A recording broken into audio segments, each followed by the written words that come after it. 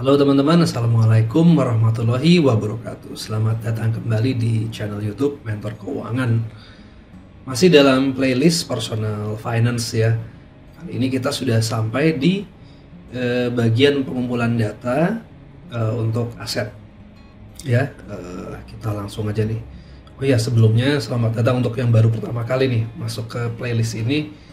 Playlist ini akan bercerita mengenai bagaimana cara teman-teman melakukan perencanaan keuangan pribadi mulai dari A sampai Z ya, dari awal sampai akhir. Oke, jangan lupa follow, like, subscribe ya. Ada 2 channel YouTube saya, selain Mentor Keuangan ada juga Gudang Emas dan Perak. Kalau yang Gudang Emas dan Perak ini tentang edukasi emas dan perak. Dan juga silakan follow IG saya, ada 3, M Taufik, Mentor Keuangan, dan Gudang Emas dan Perak. Juga boleh sekali-sekali mampir ke mentorkeuangan.com. Ada beberapa file yang bisa di-download dan beberapa rekomendasi, beberapa hal yang saya ikuti ya. Namun tentu tetap disclaimer, segala resiko tetap berada di tangan teman-teman. Jangan lupa lakukan riset sendiri terlebih dahulu. Oke. Baik, kita langsung aja ya ke slide. Oke, ini penafian dulu ya, disclaimer bahwa ini adalah materi sharing dan edukasi, bukan saran pengambilan keputusan. Jadi Mentor Keuangan tidak bertanggung jawab atas kerugian yang timbul atas keputusan keuangan yang teman-teman ambil. Ya, selalu lakukan analisa dengan baik dan bertanggung jawab atas keputusan yang teman-teman ambil sendiri ya. You are the one who responsible for your own life, not your company, not your friends, dan juga bukan saya ya. Tapi kalau mau diskusi sama saya silakan. Baik, kita coba ulang lagi ya. Bahwa proses perencanaan keuangan itu ada 6 tahapan. Mulai dari tujuan keuangan, pengumpulan data, analisa data, pembuatan rencana keuangan, implementasi rencana, kemudian evaluasi. Nah, nanti setelah evaluasi atau monitoring kita baru akan membuat kembali tujuan keuangan ya. Jadi kira-kira mana yang sudah tercapai, mana yang masih relevan, mana yang sudah tidak relevan atau tidak lagi menjadi tujuan keuangan kita. Kita sudah sampai di pengumpulan data nih sekarang.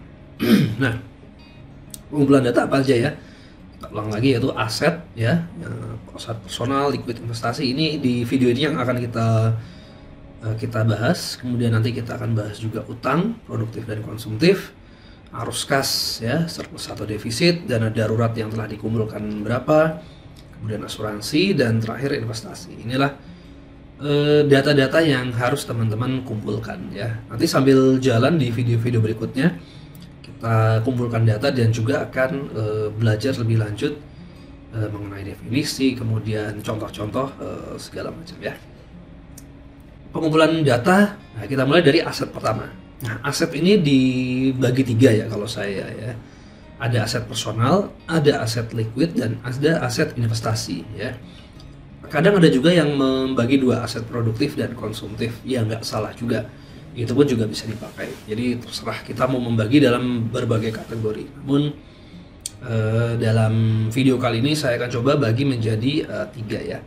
Aset personal yaitu aset yang teman-teman pergunakan sehari-hari untuk menunjang operasional teman-teman ya, buat misalnya untuk kerja, untuk mengantar anak sekolah, untuk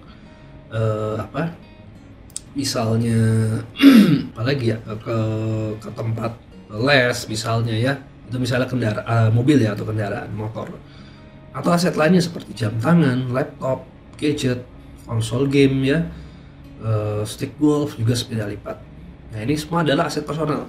Rumah tinggal gimana? Rumah tinggal kalau digunakan untuk tempat tinggal ya, itu adalah masuk kategori aset personal. Jadi ada yang mengatakan aset guna, aset guna usaha gitu. Aset guna lah, aset yang digunakan untuk operasional sehari-hari. Kalau teman-teman punya rumah yang diinvestasikan, nah itu bukan aset personal, tapi nanti dia akan masuk di aset investasi. Intinya aset personal ini sehari-hari untuk operasional aktivitas ya.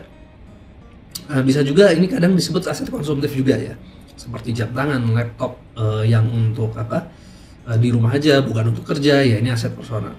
Gadget ya, konsol game untuk bermain ya, itu semua adalah aset personal. Golf club, kalau Anda seorang atlet profesional maka ini mungkin bukan aset personal tapi aset investasi ya, karena untuk bekerja ya. Kemudian aset liquid, ini adalah aset yang tingkat likuiditasnya cukup tinggi ya, udah dicairkan dan dikonversi menjadi uang tunai. Nah, aset ini lebih ditujukan untuk tabungan dan dana darurat. Maaf. Nah, contohnya apa? Tabungan, deposito, logam mulia ya, emas batangan atau perak batangan, dan juga reksadana pasar uang. Ini adalah beberapa contoh aset yang cukup liquid ya.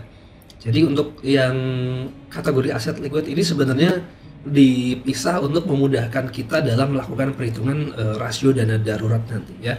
Makanya dibedakan mana yang liquid, mana yang personal ya. Kemudian yang ketiga adalah aset investasi. Nah, aset investasi adalah aset yang ditujukan untuk memenuhi tujuan-tujuan keuangan. Jadi seperti contohnya saham, reksadana, ya, tanah yang dibeli untuk investasi, properti untuk kos-kosan, untuk dikontrakkan. Itu adalah contoh aset-aset investasi ya. Jadi aset ini dibeli, dimiliki untuk memenuhi sebuah tujuan ya.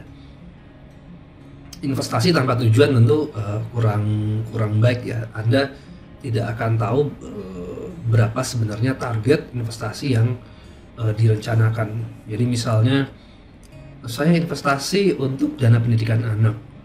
Nah, berapa targetnya? Apakah 10 juta, 20 juta, 30 juta? Nggak tahu, tergantung nanti berapa pada tahun si anak akan masuk. Nah, sebenarnya itu bisa dihitung ya. Dengan nilai sekarang berapa, nilai future value-nya berapa. Itu akan menjadi target teman-teman. Dengan adanya target investasi, ini investasinya akan menjadi lebih terarah dan kita tahu bahwa sebenarnya kita sudah mencapai berapa persen nih dari target ya.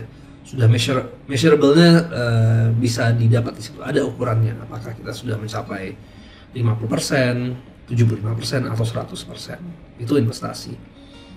Nah, jadi kembali ke pengumpulan data, aset personal, aset liquid, dan investasi, teman-teman harus bisa membedakan mana sih aset di rumah saya yang merupakan aset personal, mana yang merupakan aset liquid, dan mana yang merupakan aset investasi. Nah, jadi tugas teman-teman kalau pengen sambil melihat video ini secara berurutan nanti ya, nah, tugas pertama adalah selain pertama tadi mengenai tujuan keuangan, Anda sudah melis apa tujuan keuangan Anda, jangan lupa sekarang buat catatan aset ya. Berapa aset personal, apa aja, nilainya berapa, aset liquidnya ada di mana saja dan nilainya berapa, dan kemudian aset investasinya apa saja, di mana saja, nilainya berapa ya. Nanti ini akan dibandingkan dengan tujuan keuangan teman-teman ya.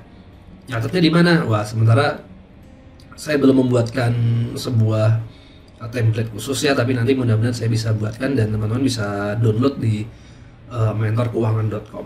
Tapi intinya mau dicatat dimanapun, mau di spreadsheet, mau di kertas, ya silakan aja ya. Yang penting ada pembagian antara aset personal apa saja dan nilainya berapa, aset liquid ada di mana saja, jadi di instrumen logam mulia kah, di tabungan kah, di deposito kah, lalu berapa jumlahnya, kemudian aset investasinya ada di mana saja, apakah ada di properti, apakah ada di saham ya, kemudian nilainya berapa. Nanti teman-teman bisa bandingkan antara aset investasi tersebut dengan tujuan keuangan, sudah tercapai berapa persen ya.